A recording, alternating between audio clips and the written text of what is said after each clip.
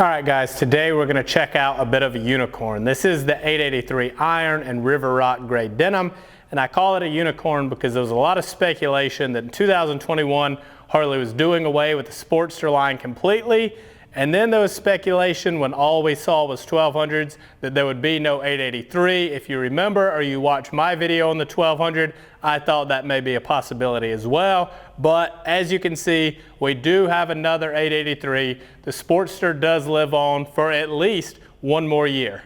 All right guys, so jumping into our walk around, as always, we start with the tank badge, tank logo, tank sticker, paint. However Harley chooses to put it on the different models, it switches up all the time. This graphic, I think it fits this bike well. Probably wouldn't be my favorite on anything else on the Iron. I think it's got a good feel, a good look.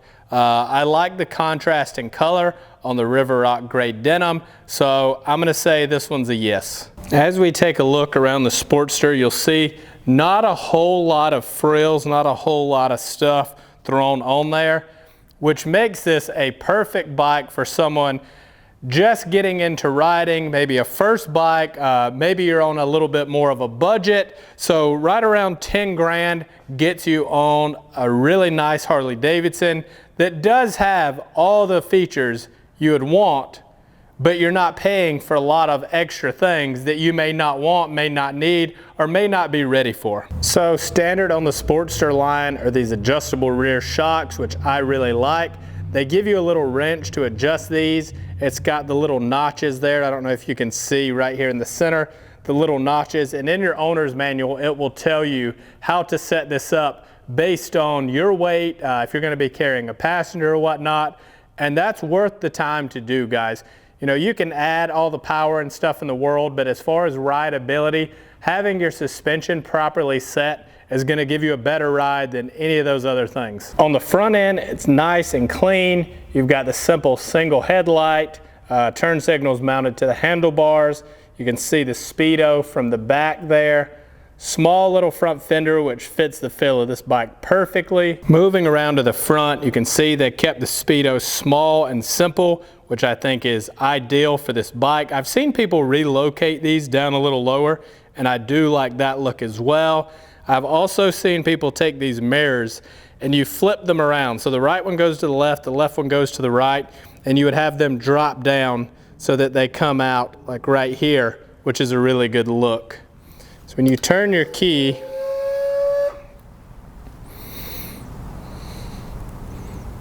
you see everything comes on. You've got your trip button right here. So it shows your mileage, trip A, trip B, your clock, your gear selector plus RPM. So it's going to show you what gear you're in, and it's also going to give you your RPMs. Then back to the odometer, you've got all your indication lights right here. So they really do a nice job keeping that clean and simple. So I will say I'm not super in love with the looks of this seat. However, you'll notice how it wraps around the frame right here. It is super comfortable because it wraps down. So with the 883, you've got mid controls. So your legs kind of come straight down there.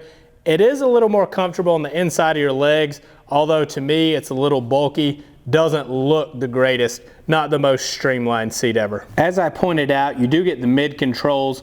One thing I found for me was that with these mid controls, you'll see the shifter is in a pretty good ways. So I would probably look for an attachment. I'm sure they sell something, a way to modify that, extend the tip of that shifter and make this part a little bit longer. But for me, it was just a little hard to catch those shifts sometimes with that shifter being so short. So walking around the bike, you will see that there is very little chrome on this bike, which I like because it makes it easy to keep clean.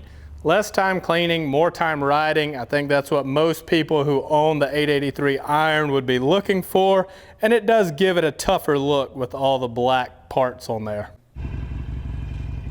So some of you may have heard me say this in other videos, but typically when I come in and film these reviews, I try to do 2 or 3 bikes at a time. So I literally just got off of the Road Glide Special with the 114. So trying to keep all that into perspective as I ride this bike and review it. And I am going to say already off the jump, I think we've been on this thing for 30 seconds max. The seat is not good, guys. You know, and again, my thoughts are my own, not Harley Davidson's, not Timms Harley Davidson. I just have a good arrangement worked out with them where I can do these reviews. So I mean, it's not like I have to say all good stuff. So with that, this seat is absolutely terrible. It's rock hard, and for me at 5'11", I don't know, it's just got me in a weird riding position, I feel like. Like, I love the controls. I don't mind the bars, this kind of forward riding position. That part's not bad. It's just the seat.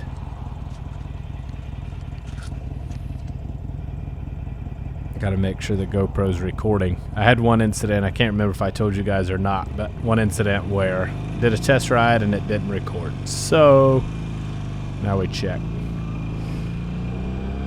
Try to beat that truck and trailer.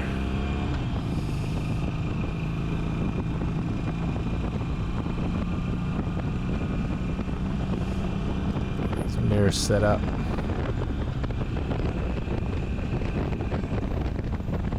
Okay, I also, for me, I mean, I guess I am a bigger guy.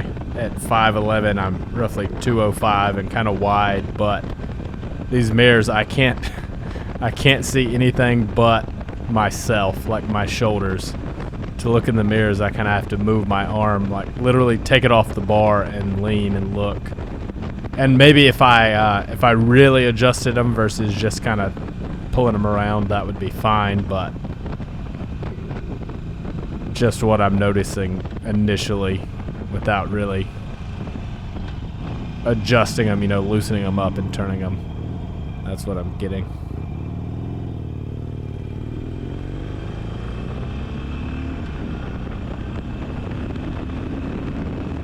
Okay, so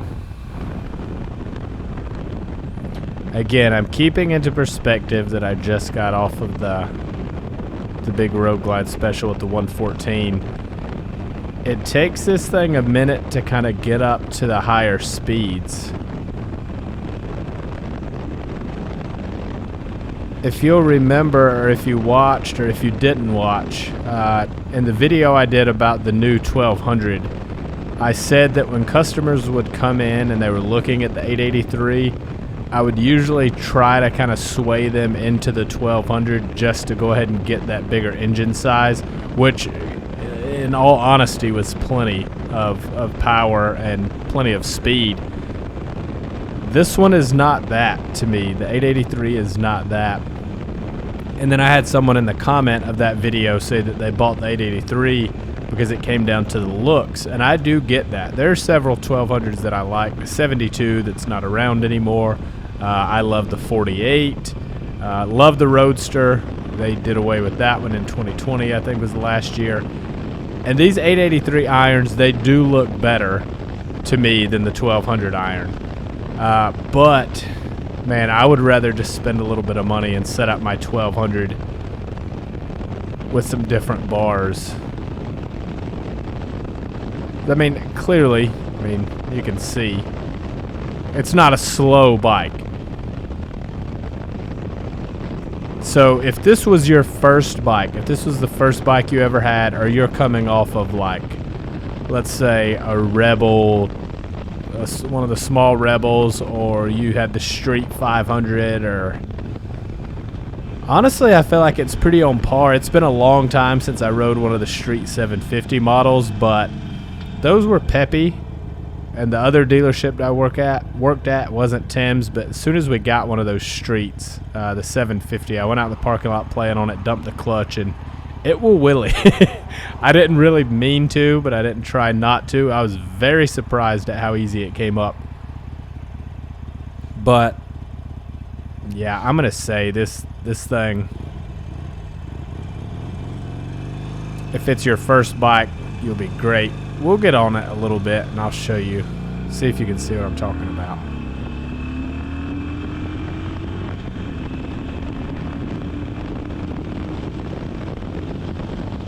Now, I guess for the average person, you know, they're probably looking at the speedo and they're like, oh dang, I mean, it seems fast enough. It's just, as far as like how long it takes to get there compared to the 1200 or the other bikes, this feels a little slower, is all I'm saying.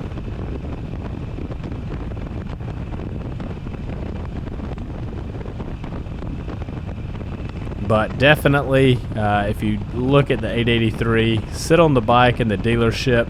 If you've got your license, I think almost all dealerships will let you do a test ride. Check this seat out and go ahead and plan on buying one before you leave, or at least getting one ordered. I just can't imagine anyone likes this seat.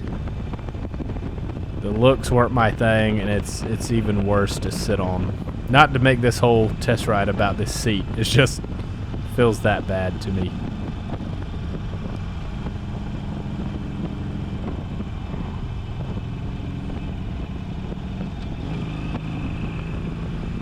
Also, I don't know how people would do longer trips. I have a few friends on Instagram.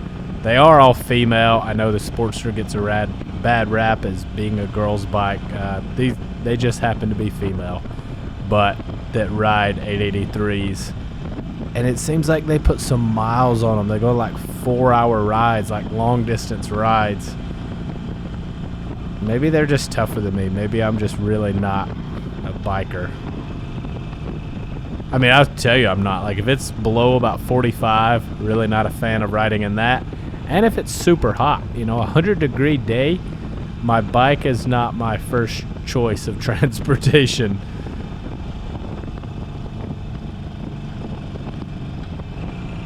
So overall, bang for the buck. I have no beef with the 883.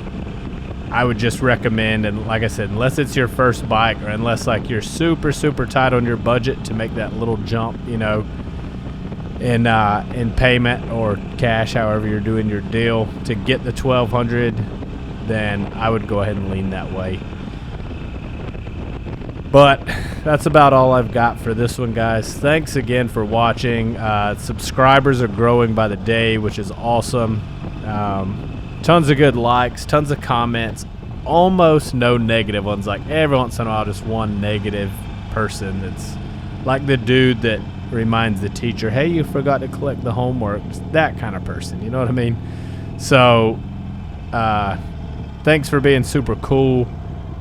Go ahead and hit that subscribe button and like the video. I hate to be that guy, you know that, but we're trying to get things going here so we can start doing some cool stuff. So I'll catch you guys in the next video. Thanks for watching.